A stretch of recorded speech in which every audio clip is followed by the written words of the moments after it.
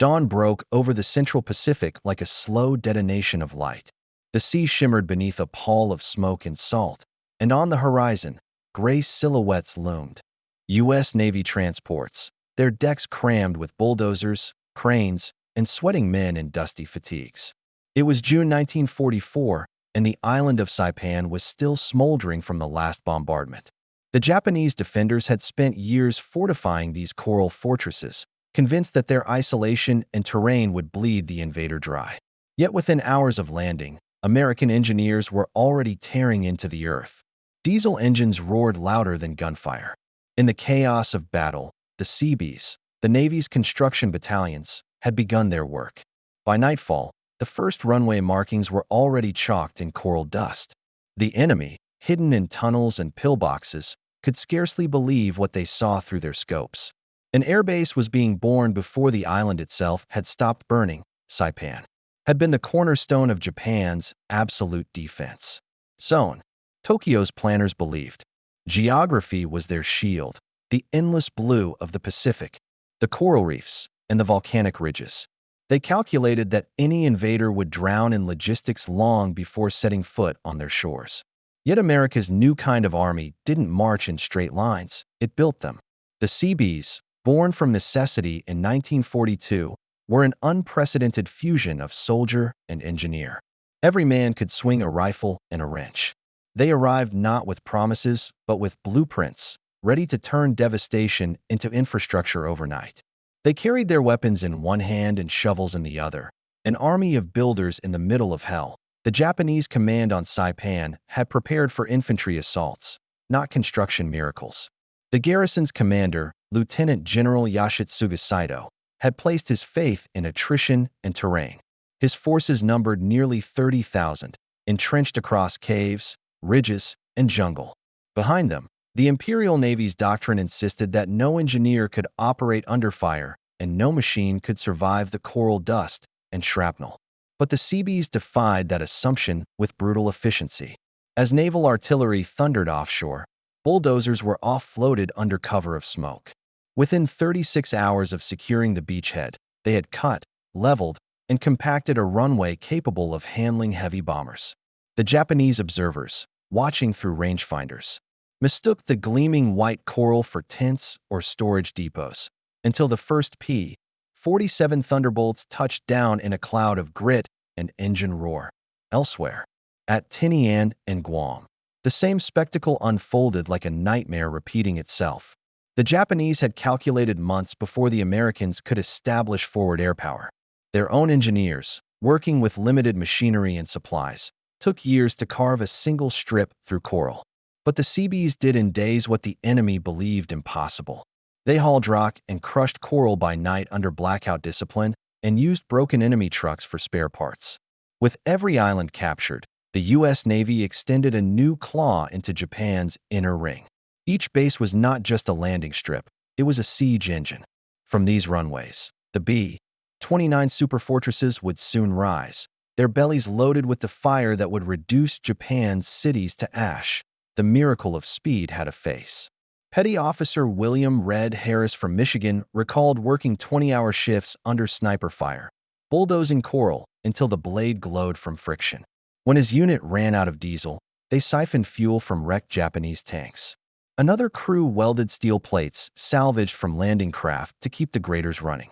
Their motto, "Can do," wasn't bravado, it was survival. If they failed, Marines would die, air raids would stall, and entire offensives could collapse. Every yard of compacted runway meant another squadron could join the war above. WWII mid-July 1944. The first American bombers were already flying missions from freshly finished airfields on Saipan, weeks ahead of any estimate. The Japanese interceptors scrambled, confused. Their pilots reported aircraft appearing from newly constructed bases that shouldn't have existed yet. Tokyo's radio analysts dismissed the claims as impossible exaggeration. The Imperial General Staff still believed the Americans relied on captured ports and supply depots to function. They hadn't understood that the United States carried its industry with it, floating, modular, and unstoppable. Behind the roar of engines and the grind of machinery stood the invisible network that made it all possible. Every plank, every drum of aviation fuel, and every length of steel matting had been pre-calculated, pre-packed, and pre-shipped by the Navy's Bureau of Yards and Docks. The logistics chain was a masterpiece of precision. At the forward edge of the war, Seabee battalions unpacked prefabricated hangars, fuel depots, and radar stations like pieces of an enormous jigsaw. Within a week, entire operational complexes stood where jungles had burned. It was the embodiment of America's industrial warfare, a doctrine not of attrition, but acceleration. The Japanese defenders tried everything to slow them. At Guam, artillery batteries opened fire on construction zones, targeting the bulldozers and graders. Snipers hid among palm groves, picking off machine operators. But the Seabees didn't stop. They filled craters as fast as shells made them, replaced men as soon as they fell, and kept the engines running even under bombardment. Their casualties were heavy, but their progress never faltered. When the Marines advanced inland, they found airstrips already operational behind them, a surreal reversal of logic. The front line was now moving faster than anyone could have imagined. In Tokyo, the news spread through military circles like a contagion. Intelligence officers briefed Admiral Toyoda Somo, chief of the combined fleet, on the impossible timeline of American construction. Toyoda reportedly slammed his hand against the table, calling it a fabrication born of enemy propaganda. But intercepted radio transmissions from Saipan confirmed the truth. The Americans were flying bombers from newly seized territory in record time. Japan's strategy of delay, its hope that geography and time could buy safety, was unraveling by the day. Each island lost became more than a tactical defeat. It was a revelation of how far the industrial gap had grown. For every Japanese laborer with a pickaxe, America had sent 10 Seabees with bulldozers, cranes, and pre-assembled structures. The enemy's concrete bunkers were formidable, but they could not compete with the tempo of American adaptation. Even when the terrain resisted, even when rain turned coral dust into glue, the Seabees innovated. They learned to stabilize runways with steel matting, Marston mats, locking them like puzzle pieces into the mud. It was messy, dangerous work, often done under mortar fire, but it changed the rhythm of the war. The shock was total.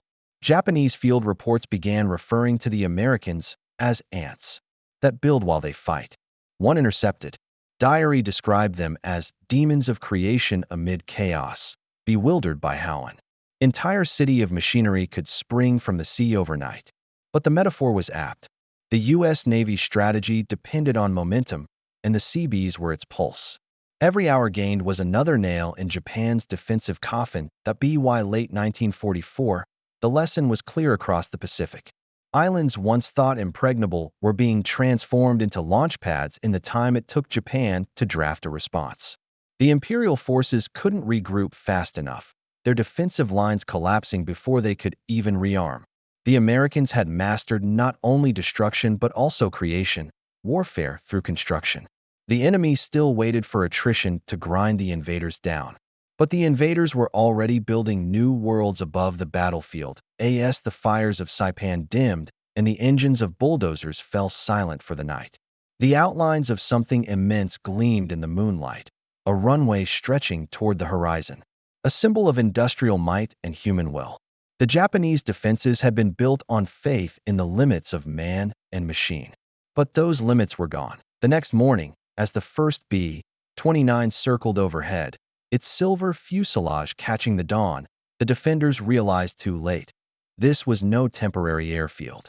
It was a foothold into the heart of Japan itself. And what came next would burn the sky. The secret to the Americans' astonishing speed was not luck. It was planning, precision, and the sheer industrial genius that lay behind the name Seabee. From the moment of their creation in early 1942, these men were the embodiment of a new kind of warfare.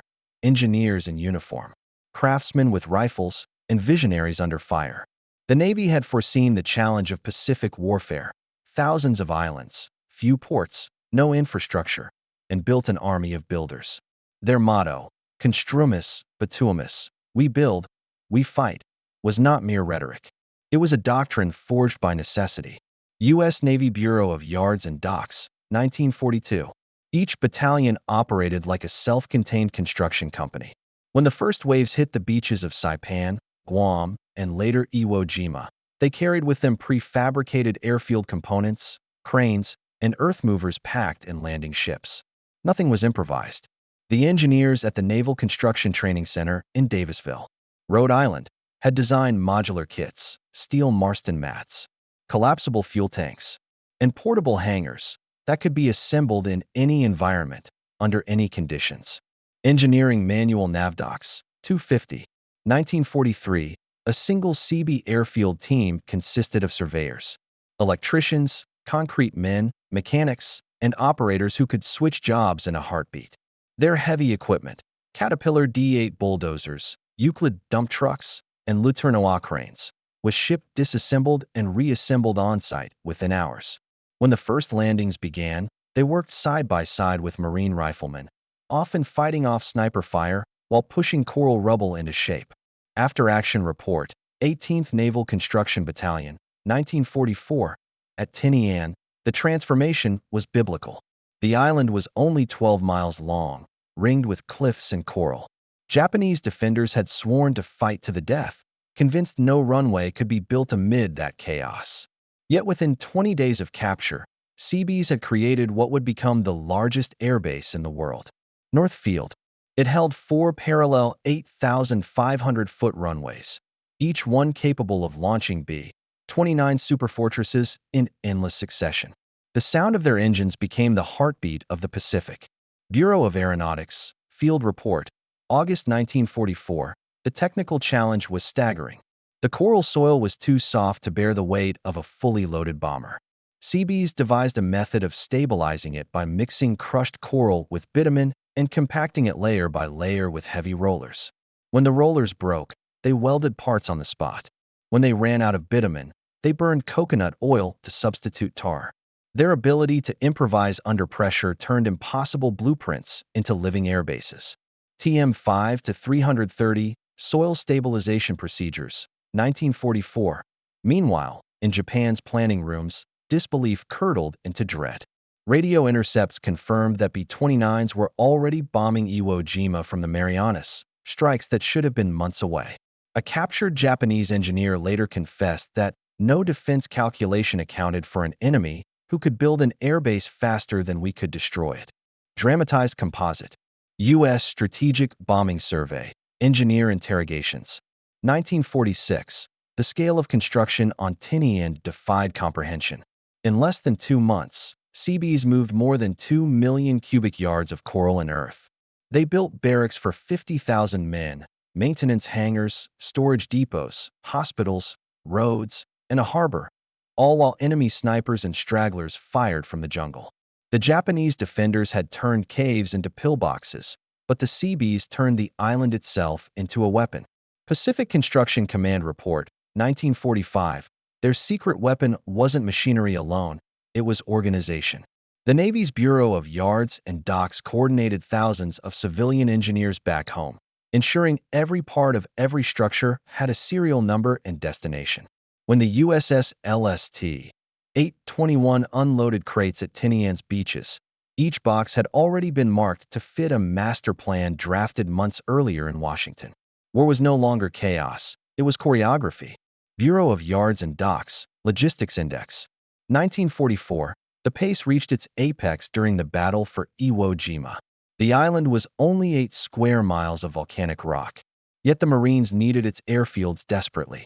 When the landings began on February 19, 1945, the Japanese garrison under General Kurabayashi had turned every ridge into a fortress. But behind the Marines came the Seabees of the 133rd Naval Construction Battalion. They landed with bulldozers wrapped in steel plating, makeshift armor welded in Hawaii before departure. Naval Operations Report, Pacific Fleet, 1945. The black volcanic ash swallowed men and machines alike. Bulldozers sank up to their axles. Explosives erupted unpredictably. Still, the engineers pressed on. Within 48 hours of seizing a foothold, they began leveling Airfield No. 1. Machine gun fire raked their work zone. Shrapnel shredded tires and smashed windshields. Yet they did not stop. By D+8, the first damaged B-29, returning from a bombing run over Tokyo, made an emergency landing on the still smoldering strip. The pilot later said, "They built salvation out of hell." U.S. Army Air Force's mission log, February 27, 1945, that single landing justified every sacrifice. Over the next 3 months, more than 2,200 B-29s would make emergency landings on Iwo Jima's airfields. Tens of thousands of American airmen saved because the Seabees refused to yield. Every crater they filled, every inch of runway they compacted under fire, became a lifeline across the Pacific. 20th Air Force report, May 1945. The Japanese tried desperately to neutralize the threat. Kamikaze attacks intensified, targeting supply convoys and floating repair docks. Yet even when entire shipments were lost at sea, replacements were already en route. The United States industrial machine had become an unstoppable tide. Engineers in California, Ohio, and Pennsylvania worked around the clock, producing prefabricated structures that could be shipped in modular form.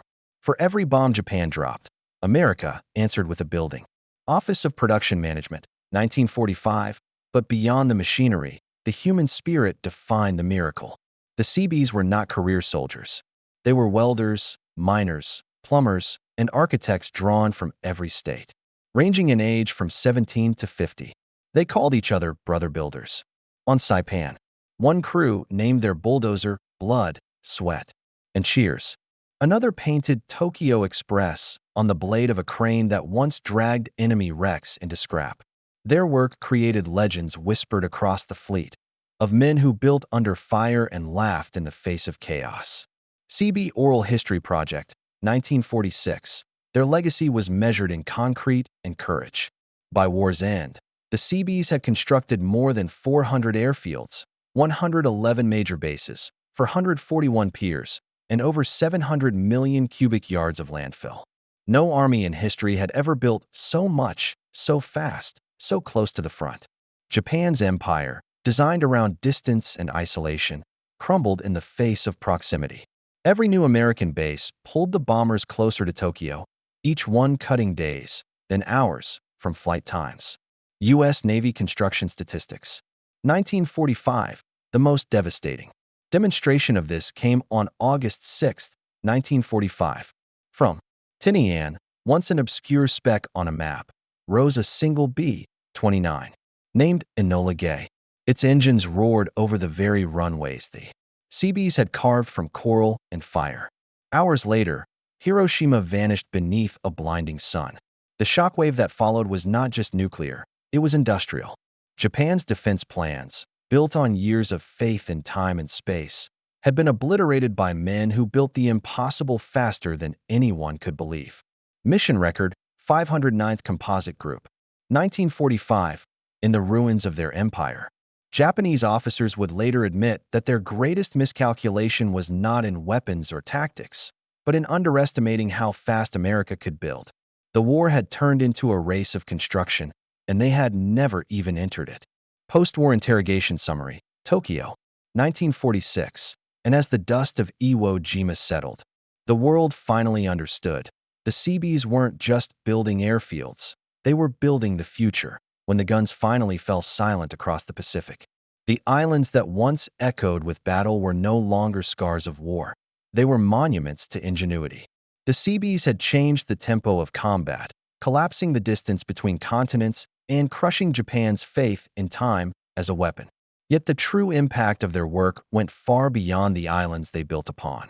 What they created in those desperate months was a new form of warfare, industrial, psychological, and strategic, where the power to build became deadlier than the power to destroy. In Tokyo, the remnants of the Imperial General Staff gathered in disbelief as intelligence reports detailed how swiftly the Americans had turned rubble into infrastructure. In less than 18 months, the United States had constructed a network of bases stretching from the Gilberts to Okinawa, a chain of concrete that strangled Japan's empire from the sea and sky. Each new runway meant the front line moved hundreds of miles closer to the homeland. It wasn't brute strength that crushed the Japanese defense plan. It was acceleration. The enemy had gambled that the Pacific's vastness would save them, but the Seabees had erased that vastness with blueprints and bulldozers. The psychological effect was devastating.